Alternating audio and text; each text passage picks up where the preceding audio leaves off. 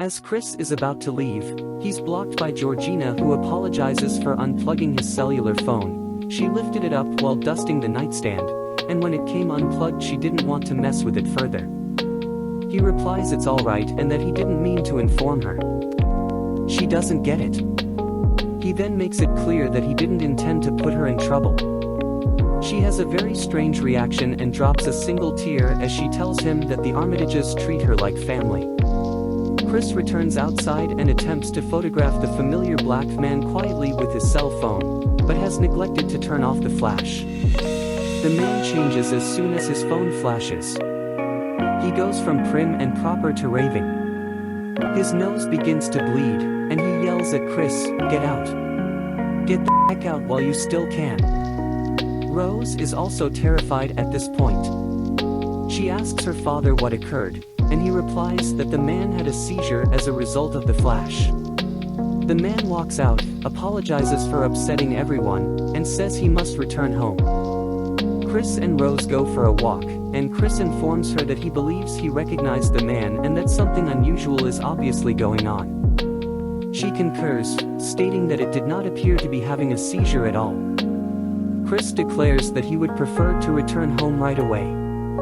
Rose grudgingly agrees. She says she'll think up something to tell her parents. Dean is hosting a silent auction with his guests back at the mansion, and they are using bingo cards to place bids. There's a photo of Chris next to him. Jim Hudson wins the auction. The other guests all leave. Chris receives a phone call from Rod, who informs him that the man in the photograph is a man they knew named Dre, who used to work at a movie theater but went missing a few weeks ago. The phone's battery runs out, then Rose comes in the room and Chris tells "We have to go now." She asks what happened. He tells that "I will tell you in the car." Then she say "Okay, let me go and get my bag." Chris begins packing his belongings when Chris observes the open wardrobe door. When he looks inside, he discovers a box containing pictures of Rose posed romantically with numerous other black men. Additionally, there are pictures of her with Walter and Georgina, neither of whom resemble the artificial versions Chris has met. Chris turns out to not be Rose's, has been with a black man. Rose returns, and Chris says he wants the keys to put their belongings in the car.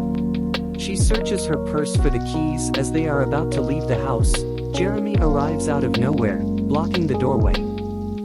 Missy is also there.